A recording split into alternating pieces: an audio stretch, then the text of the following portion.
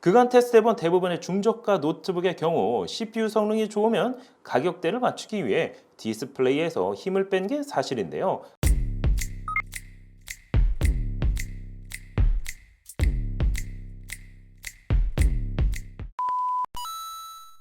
안녕하세요. 말방구 실험실 프로듀서 딴뜨공 트레비스입니다. 이제는 가성비 하면 떠오르는 채널 역시나 말방구 실험실 아닐까요? 그래서 오늘은 정말 현실적인 가성비 노트북을 한번 준비해 봤습니다. 사실 가성비 노트북을 고르다 보면 뭐 하나 아쉬운 점이 항상 남았는데요. 프로세서가 좋다면 디스플레이가 어둡고 키보드에 백라이트가 없는 등 뭐 이런 거 아니겠습니까?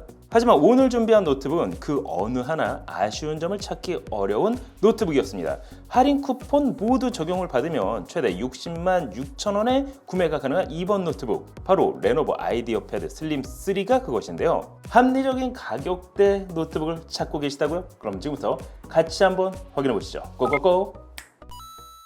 자, 오늘 준비한 노트북은 바로 레노버 아이디어 패드 슬림 3 15 ITL OD가 그것입니다. 디자인은 기존 아이디어 패드와 큰 차이는 없습니다. 하지만 컬러는 어비스 블루, 아틱 그레이, 그리고 샌드 컬러까지 총 3가지로 출시가 됐는데요. 블루 및 그레이 컬러는 익숙하지만 밝은 샌드 컬러는 처음 접해봤습니다. 개인적인 취향이긴 하지만 업무용 노트북이라면 블루 및 그레이, 학업용이라면 좀 더 밝고 가벼운 샌드 컬러를 추천드리고 싶은데요. 제품의 사이즈는 359.2mm, 236.5mm, 그리고 두께는 19.9mm에 중량은 약 1.65kg으로 가벼운 편에 속합니다.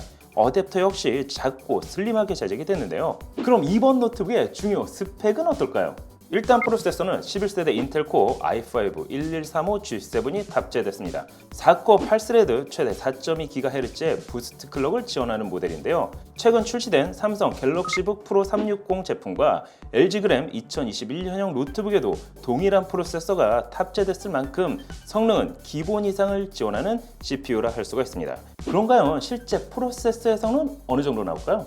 시네벤치 R23으로 성능을 테스트해봤습니다. 기본 8기가 램에서 총 6회 연속 테스트를 해본 결과 멀티코어는 최대 5237점, 싱글코어는 1334점을 보여줬습니다. 6회 평균 점수로 보면 멀티코어는 5034점, 싱글코어는 1298점이 나왔는데요. 저전력 모바일 프로세서임에도 멀티코어는 물론 싱글코어 점수 역시 높게 나왔습니다. 이 정도면 가벼운 사진 편집은 물론 다중 작업을 하기에도 괜찮은 수준이라 할 수가 있는데요. 그럼 이번 노트북의 그래픽 카드는 어떤 게 탑재됐을까요? 그래픽 카드는 인텔 아이리스 Xe 내장형 그래픽 카드가 탑재됐습니다. 기존 인텔 UHD 620 내장형 그래픽 카드와 비교하면 3배 이상의 높은 성능을 지원하는 모델인데요. 과연 기본 8GB 램 기준 실제 어느 정도 성능을 보일까요? 그래서 3D마크 벤치마크 프로그램으로 테스트해봤습니다. 다이렉트X 11 기반의 성능을 확인할 수 있는 파이어 스트라이크의 경우 8GB 램 기준 총점 2814점, 그래픽스 코어는 3171점을 보여줬는데요. 다이렉트X 12 기반의 성능을 확인할 수 있는 타임스파이는 어떨까요? 8GB 램 기준 총점 1180점, 그래픽스 코어는 1053점을 보여줬습니다. 내장형 그래픽 카드이지만 확실히 높은 성능을 보여줬는데요. 이 정도라면 일부 게임까지 돌릴 수 있지 않을까요? 그래서 게이밍 노트북은 아니지만 총 3가지 게임을 돌려봤습니다.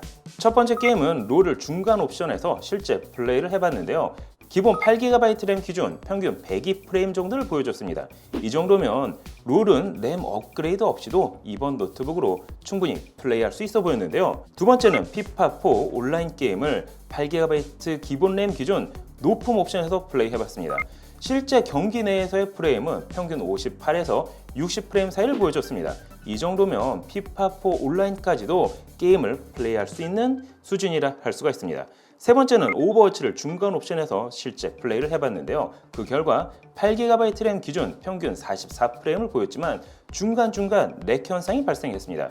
만약 램을 12GB로 올리고 옵션 타협을 해준다면 일정 부분 오버워치도 플레이할 수 있어 보였는데요. 그럼 이어서 스펙을 확인해 보도록 할까요? 램은 DDR4 3200MHz를 지원하는 8GB가 탑재됐습니다. 4GB는 온보드 타입, 그리고 4GB는 추가 슬롯으로 듀얼 채널로 구성이 됐는데요. 거기에 기존 4GB 램을 제거해 최대 12GB 용량으로 업그레이드 할 수도 있습니다.